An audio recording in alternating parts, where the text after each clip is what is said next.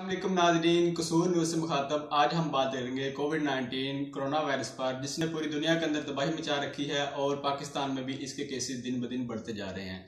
तो आज हम बात करते हैं हकीम नज़ीर अहमद चौधरी से, जो हमारे चैनल पे मौजूद हैं। तो आइए बात करते हैं इनसे। अस्सलाम वालेकुम हकीम साहब, आप क्या कहना चाहेंगे इसमें? जी वालेकुम अस्सलाम, बिस्मिल्लाहिर्रहमानिर्रहीम, इय्याका नअबुदु व इय्याका नस्तईन। सबसे पहले मैं कसूर न्यूज़ का शुक्रगुजार हूँ कि जिन्होंने मुझे मौका दिया इस पैनल पे आके बात करने के हवाले से। कोरोना वायरस एक बहुत ही खतरनाक और मोहलक वायरस है। पूरी दुनिया में इसने तबाही मचा रखी है। सबसे पहले ये चाइना से शुरू हुआ, फिर इटली में इसने बहुत बड़ी तबाही मचाई, उसके बाद पूरी दुनिया में इसने तबाही मचाई हुई है और पाकिस्तान को भी इसने अपनी लपेट में लिया हुआ है। मैं यहाँ पे सिर्फ ये कहना चाहूँगा कि खुदारा इसको आम वायरस मत समझें और हुकूमत की दी गई हदायत के ऊपर मुकम्मल तौर पर अमल करें। सोशल डिस्टेंस जो है उसको मद्देनजर रखें। और बाकी जैसा कि आपको पता है कि हम मुसलमान हैं और मुसलमान का जो यकीन है वो पुख्ता होना चाहिए कि जो मौत है वो अल्लाह की तरफ से है। लेकिन कोई भी रिलीजन जो है, सर देखें रिलीजन कोई भी हो, रिलीजन ये कहता है कि आप अपने सेफ्टी मेजर्स जो हैं उनको जरूर फॉलो करें और बाकी जो है वो हमें अल्लाह पे छोड़नी चाहिए। जी तो हकीम साहब, इनमें सेफ्टी मेजर्स क्या क्या अपनाने चाहिए वो आप बता दें जरा। जी, इसमें हुकूमत की तरफ से गाइडलाइंस जो है ऑलरेडी दी जा चुकी हैं और पूरी दुनिया में WHO जो है, वर्ल्ड हेल्थ ऑर्गेनाइजेशन जो है, जो पूरी दुनिया को लीड कर रहा है, उसने भी अपनी तरफ से बहुत सी हदायत जो है वो जारी की हैं और हुकूमत पाकिस्तान ने भी इसमें हदायत जारी की हुई हैं, जिसमें सबसे ज्यादा जो जरूरी चीज है वो सोशल डिस्टेंस है।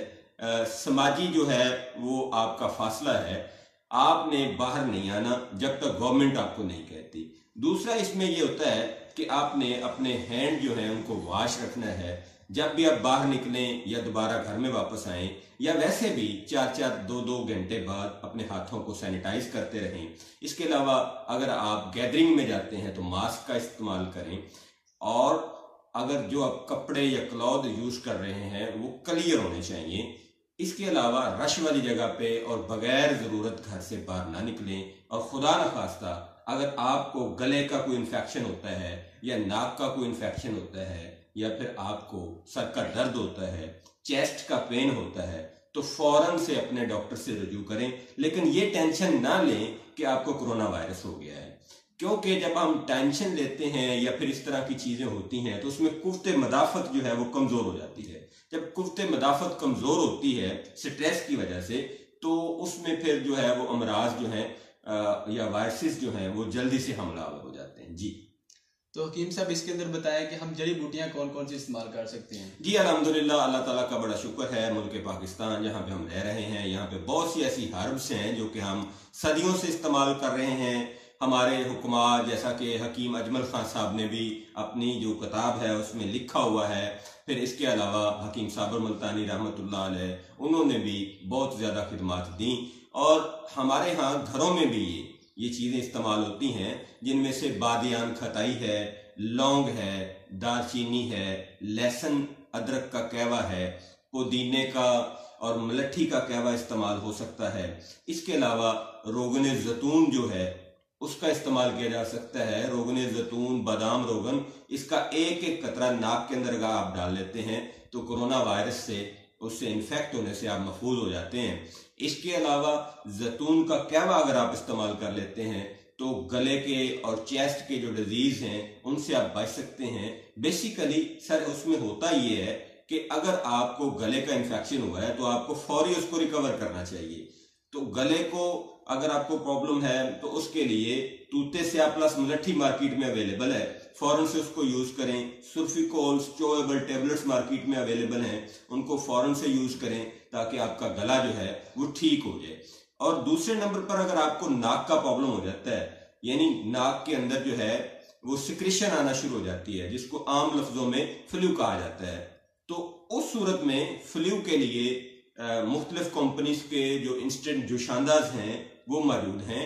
अगर उनको आप ना लेना चाहें तो आप अपनी तरफ से एक रेमेडी तैयार कर सकते हैं, जिसमें दालचीनी है, लौंग है, अदरक है, पुदीना है और इसके साथ साथ कलवंजी का इस्तेमाल आप कर सकते हैं। देखें नबी पाक सल्लल्लाहु अलैहि वसल्लम ने फरमाया कि कलवंजी जो है ये इसमें तमाम अमराज का जो है ना वो इलाज अल्लाह पाक ने हमें दिया हुआ है। और अल्लाह पाक ने जैतून की जो है वो कसम उठाई है कुरान मजीद में, तो जैतून का हम फायदा ले सकते हैं। तो तिब्ब इस्लामी, तिब्ब यूनानी हमेशा हमेशा से इस्तेमाल होती आ रही है। और यहाँ पे दुख की बात यह है सर कि अभी तक कोविड-19 की कोई वैक्सीन तैयार नहीं है।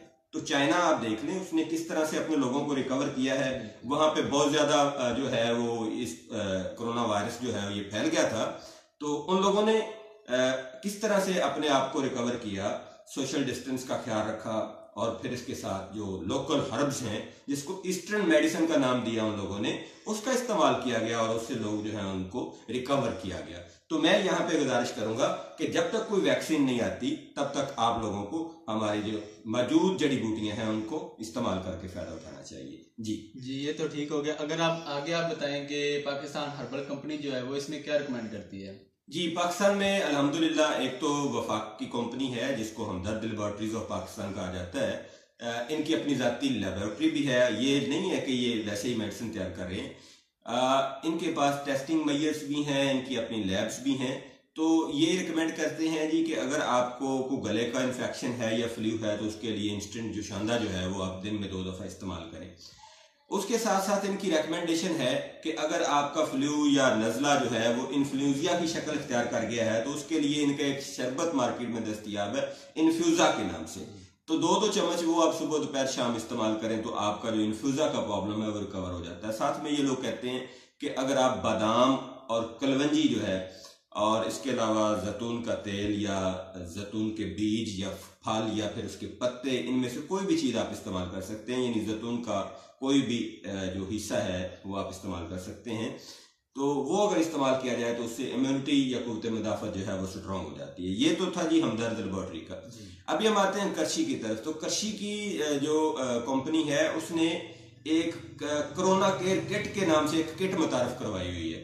उसमें जो चीजें हैं वो मैं आपको बता देता हूँ जी। उसमें सुल्फिकोल गोलियां हैं, सुल्फिकोल शरबत है, इंस्टेंट जोशांदा है और एक उनका फ्लू केयर के नाम से है जी मेडिसिन।